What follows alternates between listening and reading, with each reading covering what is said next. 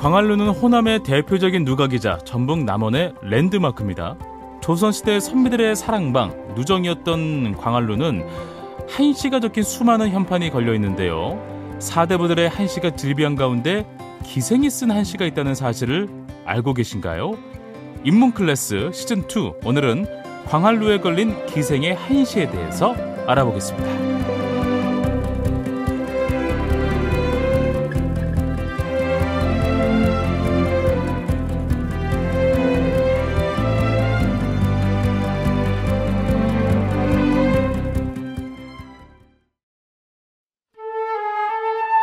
전주대학교 한국고전학연구소 온다라 인문학센터와 함께 우리 주변에 살아있는 이야기를 쉽고 다양하게 즐기는 인문클래스 시즌2, 고전의 새로운 패러다임을 이끄는 전주대학교 온다라 지역인문학센터장 서정화 교수님과 함께하겠습니다. 안녕하세요, 교수님. 네, 안녕하세요. 전주대학교 한국고전학연구소 HK 교수 서정화입니다. 네, 자, 교수님과는 이제 세 번째 시간인데 오늘은 어떤 이야기 나눠볼까요? 네, 오늘은 광활루에 대해서 이야기를 해보려고 합니다. 네. 네, 광활루에는 요즘 가보신 분들은 아시겠지만 네. 춘향관도 있고, 아, 그렇죠. 새로 생겼죠. 네, 춘향 사당도 있습니다. 네, 맞습니다. 그리고 심지어 월매집도 있습니다. 그리고 저기 그림도 걸려 있고. 네, 그렇죠. 논란이 좀 되기는 했지만. 네. 그래서 춘향이를 빼놓고 이제 광활루를 얘기할 수 없습니다. 그런데 오늘은 네.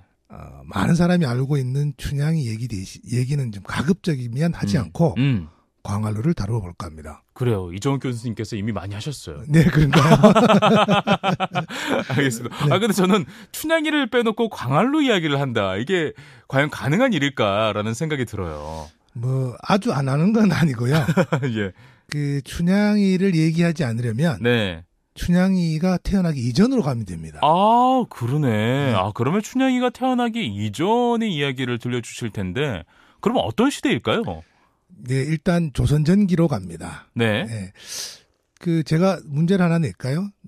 조선의 정승, 재상, 네. 또는 청백리, 네. 이렇게 하면 생각나는 사람이 있을까요? 정승. 그렇죠. 정승이라고 하니까 제가 아는 정승은 사실 황희정승밖에 없는데. 네, 정답입니다. 아, 맞아요? 네. 아, 그렇구나. 네, 다행이다. 네. 아는 광활루는 황희정승과 관련이 있습니다. 예. 네, 황희정승 들어가기 전에 광활루를 조금 기본 정보에 대해서 알아보겠습니다. 네. 광활루는 이제 정면이 5칸이고 측면이 4칸. 맞습니다. 이제는 청취자분들이 다 아실 텐데 이렇게 하면 20칸. 그렇죠. 5 곱하기 4. 네. 네. 1963년에 이제 보물로 지정됐고 2008년에는 광활루만 예쁜 게 아니야. 주변에도 다 예쁘지 않니? 맞아. 그래서 광활루에다가 정원 원자를 붙여서 지금은 이제 광활루원 이렇게 부르죠. 맞습니다. 네, 광활루는 아시다시피 호남 제1루라고 이렇게 불리고요. 예부터 이제 수많은 시인들이 방문해가지고 주옥 같은 시를 남겼습니다. 그렇습니다. 그런데 광활루의 원래 이름은 광활루가 아니었습니다. 광활루의 원래 이름이 광활루가 아니다. 그러면 어떤 이름을 갖고 있었죠? 네, 아까 소개했던 황희정승 이야기부터 먼저 해보겠습니다. 예. 네, 황희정승이 다 잘 아시겠지만 세종대왕의 큰형이죠. 양녕대군이 예. 폐위되려고 했어요. 근데 이제 그걸 막으려고 하다가 태종의 진노를 삽니다. 예. 그러다가 지금의 파주지방이죠. 거기에 교화라고 있는데 거기에 유배되었다가 남원으로 안치됩니다. 요 안치는 위리 안치하고는 달라요. 조금 자유로운 거예요. 그래서 처자식을 데리고 올 수 있는데, 네. 황희가 그래서 남원에서 한 5년 정도 여기 삽니다. 그랬구나. 남원, 황희가 장수왕씨잖아요. 고향이 여기 가까워요. 선조들이 장수왕이에요? 네, 장수왕씨입니다. 네. 선조 중에 황감평이라는 분이 그래서 남원에서 조그만한 누정을 짓고 살았는데 학생들 가르쳤겠죠? 황희가 이제 그 전통을 이어받아서 다시 조그만한 누정을 짓고 그때 이름을 넓을광 통화를 통해서 광통루라고 이름을 붙였습니다. 근데 광통 이름이 크잖아요. 네네. 이게 원래 서울에 가면 거기 종로하고 남대문을 연결하는 천인데 그게 청계천입니다. 청계천에서 가장 큰 다리가 광통교예요.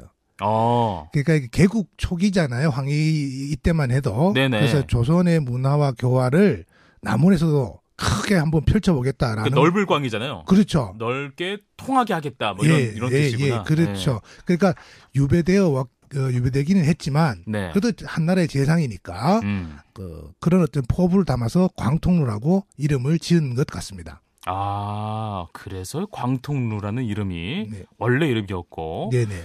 그러면 똑같은 거죠. 지금 그때 이제 광통루가 지금의 광활루하고 완전히 이제 같다고 생각하면 되는 건가요? 그러면 좋을 것 같은데요. 아, 또 아니에요? 네. 어허. 왜냐하면 이게 나무로 지은 건물들이 예. 이게 한 500년 이상 가기가 참 쉽지가 않거든요. 아, 맞네. 네네네. 네. 그 이제 황희가 이제 어쨌든 5년 뒤에 남원을 떠납니다. 네. 그렇게 되니까 광통루도 이제 퇴락하기 시작하고, 그러니까 백성들은 엄청 이제 안타깝게 생각했죠. 네. 그런데 이제 광희가 떠나고 나서 이제 1434년인가요? 남원부사 민여공이라는 분이 네.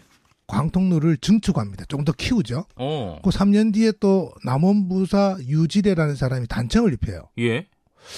근데 생각해보면 황희가 지은 광통루를 왜 남원부사들이 증축하거나 단청을 칠했을까요? 이게 정자의 소속이 관청으로 바뀐 게 아닌가. 어떤 이유인지는 모르겠는데 그러니까 부사들이 이렇게 관리한 게 아닌가 싶습니다. 그게 조금 더 타당해 보이네요. 네네네. 네. 자, 좀 전에 광활루의 원래 이름이 광통루였다고 하셨는데 그럼 누가 광활루라는 이름을 지었을까요? 네.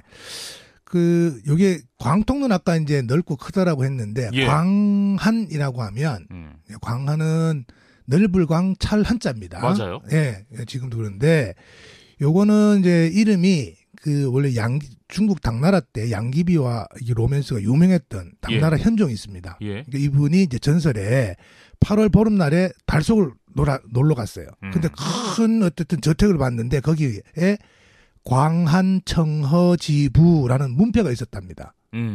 그러니까 거기서 광한을 딱 떼온 거예요.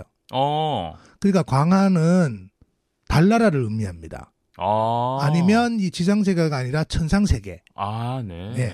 그래서 그만큼 아름답다는 거죠. 예. 광활루라고 이제 이름을 처음 붙인 사람은 네. 오늘 이름이 조금 많이 나올 텐데 정인지라는 분입니다.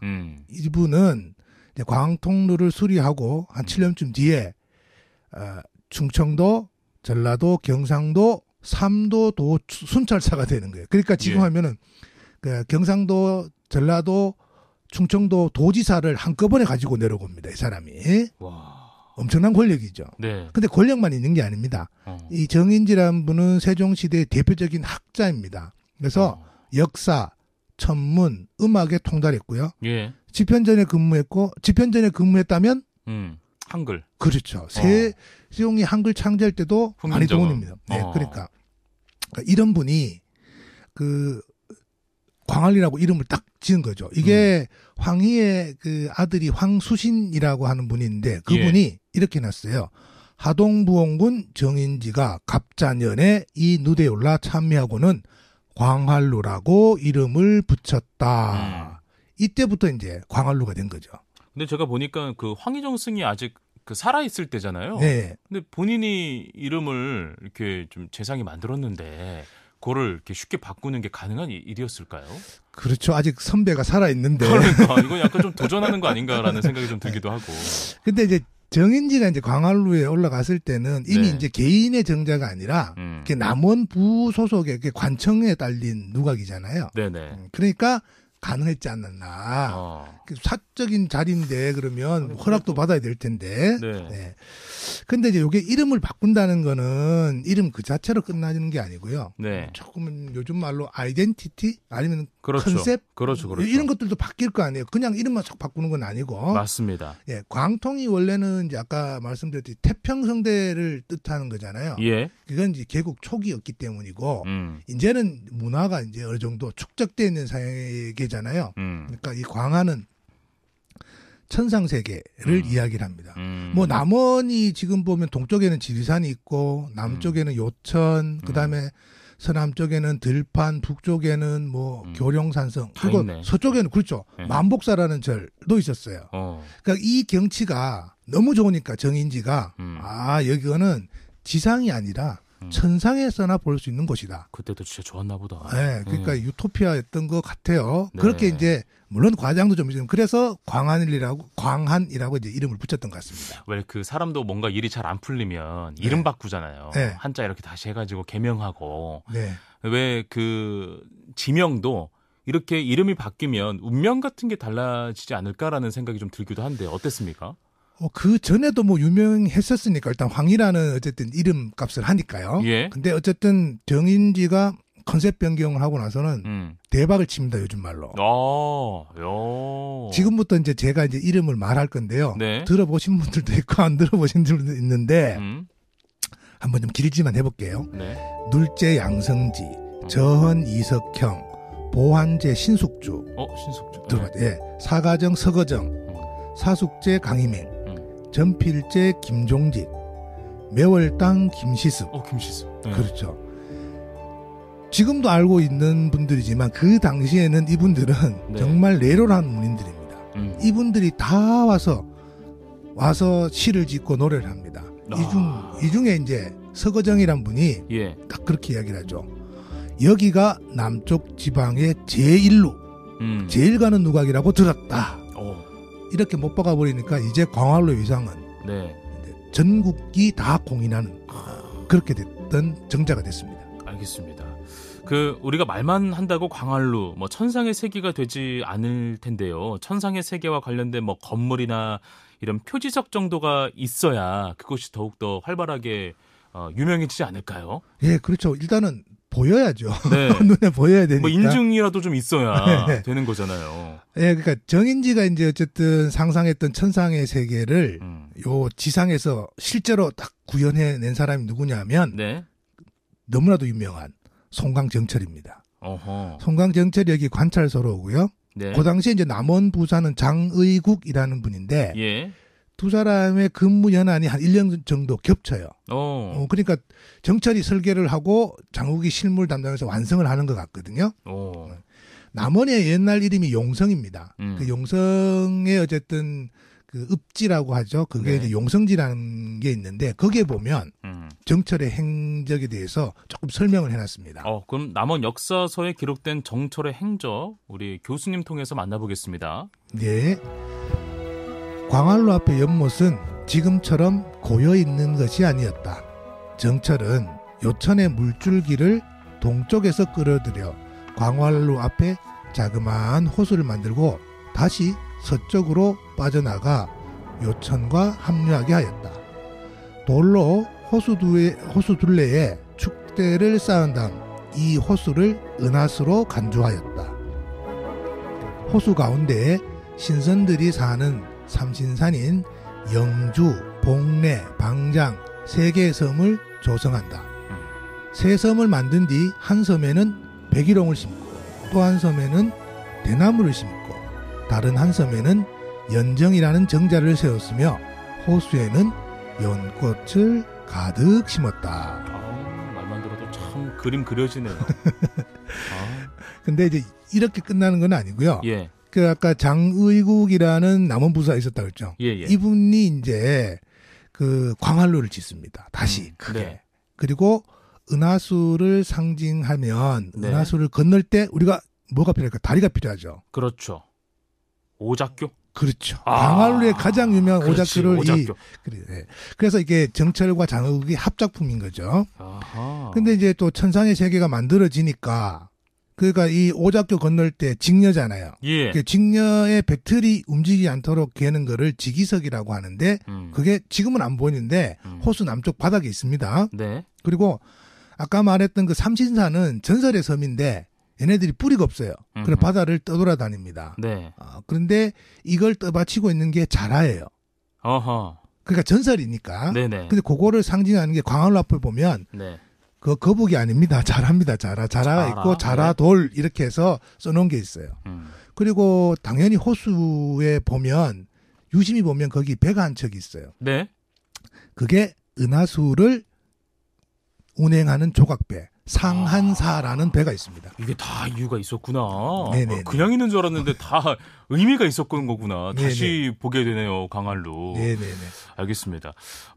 그러면 이제 광활루 정철과 장의국이 만든 그 광활루를 우리가 지금 보고 있는 건가요? 어떤 건가요? 오늘 계속 안타깝다라는 말씀을 드리려고 아니에요, 또? 네. 네, 아닙니다. 한번 무너졌구나. 네네네. 이번엔 무너진 건 아니고요. 한 10여 년 정도는 이렇게 천상의 세계를 만들어놨는데 네. 정유재란 아하. 1597년 예. 완전히 불탑니다. 와. 완전히 싹. 그리고 이제 그래도 빨리 복원을 하기는 해요. 네. 2년 뒤에 이제 부사 원신의 한 분이 누가 그걸 만들긴 했는데 네. 규모가 예전 같지 않죠. 아. 그러니까 이제 그 이후에 계속 안타까워하다가 네. 이제 부사 신감이라는 분이 네. 한 30년쯤 뒤에 광활루를 대대적으로 고쳐 짓습니다. 그게 지금 우리가 보고 있는 거예요. 뭐 그 이후로 이제 1855년에 한번 중수되고 또 1881년 크게 하는데 네. 어쨌든 지금 우리가 보는 거는 기본적인 골격은 1626년에 만든 겁니다. 네네. 광활루에서 시외를 열었다. 옛날 사람들은 시외를 어떻게 열었을까요? 그러면 제가 그 1578년 그러니까 임진왜란 이전인데 네. 시외와 관련된 일화를 하나 소개를 하겠습니다. 좋습니다. 그 예전에 한풍날 때 그 황진이 무덤에 네. 그 술 들고 가서 제사 지낸 그 호골라마. 네, 풍류를 아는 사람. 그렇죠. 네. 네. 그분과 관련된 겁니다. 그래요? 네, 백호 임재라고 이게 나주에서 유명하신 분이죠. 남원 분이고 나주 네. 임씨고. 네. 그 남원 부사로 있던 그 손 여성이라는 사람이 그렇게 임재, 백광훈, 이달, 양대박, 대박인데 이분 욕보면 안 되겠다. 그러니까 이분들 자체가 모이는 게 네. 모을 수 없는 사람들을 다 모은 거예요. 왜 모였냐? 네. 자, 이 손여성이 이제 임재 때문에 이 모임을 결성을 했는데 임재가 이제 문과에 그러니까 지금 고시 패스한 겁니다. 네. 문과에 급제해서 아빠가 제주 목사로 계셨어요. 그래서 아버지한테 인사를 해야 될 거 아니에요. 네. 그 서울에 이제 관직 받으러 가기 전에. 네네. 그래서 아버지에게 인사를 갔다가 나주에 집으로 돌아옵니다. 그리고는 한 닷새쯤 있다가 3월 8일 날 네. 서울로 출발하는데 네. 출발하면서 광활로에 들렸어요. 이제 고시 이제 패스한 친구가 야 우리 다 모이자 성별함 해야지 이렇게 해서 이들이 며칠 동안 여기서 시회를 가집니다. 그래서 서로 이제 주고받은 아까 그 남원의 옛날 이름이 용성이라고 그러잖아요. 예. 이게 수창은 창수집은 이제 창수는 주고받았는데 용성 창수집이라는 시집을 엮습니다. 거기서 시를 모아가지고. 예. 그래서 29수 정도의 시를 모으고 한 권의 책으로 만들었습니다. 그러니까 이게 임재뿐만 아니라 이런 일들이 많이 일어나는 게 이제 주로 시외인 거죠. 예, 선인들은 이렇게 놀았구나. 뭔가 되게 멋있고 풍류가 있다. 우리는 막 노래방 가고 막 이러는데 이분들은 시를 만들고 책을 만들고 얼마나 멋있어요, 그렇죠? 아니 한때 우리가 그 예전에 보면 네. 그 노래방에서 노래 부르는 거 녹음해서 테이프도 주기도 했었잖아요. 아니 물론 이제 좀 치중에 불러서 음정 박자 놓치는 경우도 있지만. 이거랑 그걸 어떻게 비교합니까, 교수님? 아니 흥은 다 비슷해요. 그런가? 네. 예. 그 임재 그 에피소드 외에도 네. 수많은 시들이 광화문에서 열렸습니다. 예, 그래서 이때 지어진 시를 이제 시판에 새겨가지고 네. 위에다 거는데 그 시판 중에 눈길을 끄는 게 있습니다. 뭐예요? 기생의 시 두 수가 딱 새겨진 시판이 있습니다. 기생의 시가 광활루에 있어요? 이거 되게 처음 듣는 이야기인데 그게 약간 흔한 일인가요?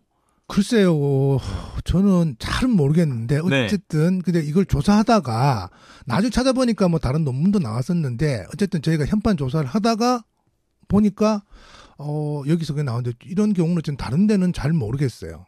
근데 물론 이제 뭐 잔치를 열면 네. 기생이 실제로 노래하고 춤도 만들 추고 수도 있죠. 네. 네. 한시도 짓습니다. 네. 네. 근데 이거를 색에서 걸어두는 경우는 그러니까. 흔치 않은 것 같습니다. 시판에다가 그 사연 한번 들어볼 수 있을까요? 네, 그 두 수를 지은 사람은 연옥과 봉선이라는 기생입니다. 그냥 성은 없는 것 같아요, 기생들이니까. 네. 그래서 제가 그 시를 한번 이 아리따운 시를 제가 좀 초박하게 한번 읽어보겠습니다. 허스키하게. 이 아름다운 시를 허스키하게 소개하다니. 네, 한번 들어보겠습니다. 기생 연옥 예상우이무 추고 나서 홀로 광활루에 기대니 오작교 밝은 달빛이 가을날 주렴에 가득일세 이몸이야 성춘향의 절개를 지키고자 하나 이몽룡을 만나지 못했으니 절로 시름겨워라. 이게 이제 연옥. 그 다음 시는 제가 해도 될까요? 네, 한번 해보시죠. 난세 타고 밤늦게 광활루에 들어가니 12층계 붉은 사다리 끝머리에 있네. 원컨대 옥황상제 조서를 받아서 인간 세상의 이별 슬픔을 막고 팔아. 봉선. 네. 아주 좋습니다. 저보다 훨씬 좋은데요. 욕심 생기더라고요. 네. 자, 광활루에 걸린 기생 연옥애 씨를 만나봤습니다. 이들은 어떤 시대에 살았던 어떤 사람인지 기록은 돼 있나요? 글쎄요, 지금 여기 이름자만 있어서 네.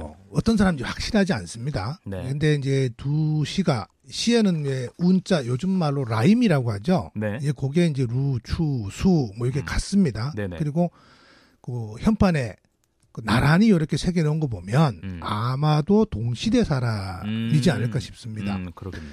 근데 거기 연옥애 씨에 네. 춘향과 이도령이 나오잖아요.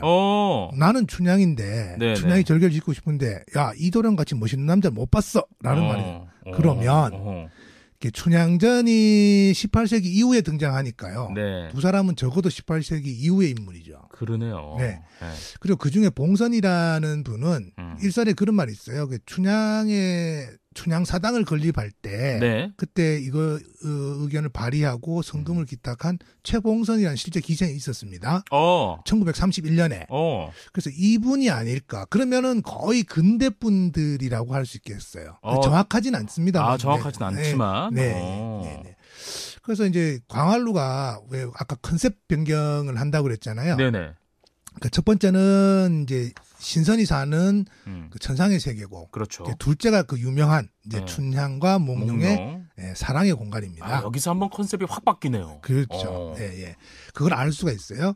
그 연옥과 봉선의 시는 사실은 이 사랑과 이별을 또 이야기하면서도 네. 광활루의 두 컨셉 다 잘 대변해 주는 것 같아요. 그렇구나. 그러니까 연옥은 이제 춘향과 몽룡을 끌어들이잖아요. 네. 자기도 이제 춘향처럼 순정을 바치고 싶고 절개까지 뭐 이제 지키고 싶다 이런 게 나오는데 네네. 봉선의 신을 보면 신선의 세계가 나오죠. 그러니까 전통적인 컨셉을 그대로 유지하고 있고 대신 옥황상제의 힘을 빌어서 우리 인간 세상의 이별 슬픔을 좀 막아보자.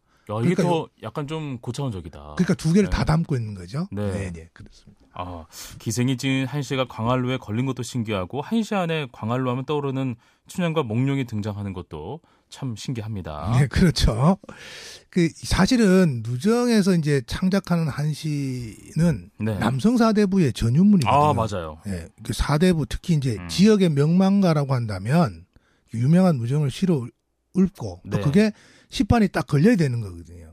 이게 지역 사회에 자신의 영향력을 과시하는 수단이기도 하죠. 그렇구나. 예. 그 누정에서 이제 열리는 시회는 이제 당연히 이제 사대뿐만 아니라 기생들도 한시를 창작하는데 연옥과 봉선처럼 그 기생의 한시가 이 호남제일로 광활루에 걸리는 것은 흔치 않죠. 근데 남원에 좀 독특하게는 아까 그 남원의 읍지가 용성지라고 했는데 연옥과 봉선의 선배 기생 중에 한 명의 시가 걸려 있습니다. 용성지에 실려 있어요. 그래요? 네. 이 읍지에 저는 이것도 잘 못 봤는데, 그러니까 거기에는 고기생, 옛날 기생이라고 만 적혀 있고 이름은 안 적혀 있는데, 선배. 네, 그 시가 한번 제가 한번 읽어보도록 하겠습니다. 흰 비단 짜다 말고 누각에 오르니 수정발 밖에 개수나무 꽃 폈구나. 견우가 떠나고서 소식이 없는지라. 오작교 옆에서 밤마다 시름해졌네. 이게 이제 옛날 기생이라고만 알려졌던 기생이 지은 시군요. 그렇죠. 네. 광활루에서 다양한 행사들이 열렸잖아요. 앞으로 광활루의 콘셉트는 어떤 식으로 변해야 할까요? 저는 뭐 지금도 잘하고 있다고 봅니다. 그렇군요. 네. 그 일제시대 때 신문 기사를 하나 보겠습니다. 이게 1931년도에 나온 신문인데, 이때도 이제 말이 조금 어려우니까 제가 조금 지금 말로 조금 풀어볼게요. 이게, 합방 별로 좋은 말은 아닌데, 이 기사에 나오니까. 그럼요. 합방 후 일시 어떤 관청이 점유하여서 그 이후로는 풍마우세, 바람이 갈고 비가 씻어내는 거죠. 달아지는 거죠. 그래서 이전날에 예전의 위엄을 잃었다. 이를 애석히 여기는 이 지방 유지들이 발휘하여서 2년의 세월과 5천여 원의 경비로 이에 증축이 완성되었으므로 오는 6월 1일을 기하여 일대 중수식을 거행하면 민중의 유원지로 개방된다. 이렇게 되는군요. 네. 그러니까 일제강점기에 이게 아까 모관청인데 이게 법원에 지청이 됩니다. 전주 법원에 지청이 남원 지청이 생겨서 예. 그러니까 관공서였으니까 이 지청으로 넘어가는 거죠. 그래서 그렇게 되니까 이때는 관광객들이 들어가지는 못해요. 네. 그래서 되게 아쉬워했던 그렇습니다. 근데 광활루가 이제 사실은 뭐 관아의 사또나 명문가의 뭐 자제들이 독차지하는 그런 폐쇄적인 공간이 아니었잖아요. 그럼요. 개방성이 있는 곳이었는데. 그렇죠. 아까 그 기사에 보면 광활루는 민중의 유원지 요 말이 있는데 요게 바로 이제 우리도 지금도 잘하고 있고 앞으로도 지켜나가야 할 그 가치가 아닌가 싶습니다. 네네. 다만 이제 여기서 한 가지 당부드리고 싶은 것은 이몽룡과 성춘향에 대해서는 많은 분들이 알고 계세요. 그 이미지는 완전히 확고해요. 그렇죠. 네. 하지만 그 우리가 광활루라는 이름에서 알 수 있듯이 이제 황희, 정인지, 정철 등이 네. 추구했던 천상의 세계, 광안이 바로 어떻게 보면 좀 더 비약해서 말하면 유토피아 지상 낙원 요런 거를 컨셉을 추구했던 것이다. 네. 요걸 함께 기억해 주시면 고맙겠습니다. 진짜 이렇게 학자랑 이야기하니까 참 좋다. 그리고 저 광활 네. 올라가면 네. 연옥과 봉선의 한시 한번 꼭 찾아보시기 바랍니다. 알겠습니다. 전혀 몰랐던 사실이었는데 교수님 오늘 새롭게 이렇게 정보들을 주셔서 참으로 감사합니다. 전주대학교 한국고전학연구소 온다라 인문학센터와 함께 우리 주변의 살아있는 이야기를 쉽고 다양하게 즐기는 인문클래스 시즌2 오늘은 고전의 새로운 패러다임 전주대학교 온다라 지역인문학센터장 서정화 교수님과 함께했습니다. 오늘 고맙습니다. 네, 고맙습니다.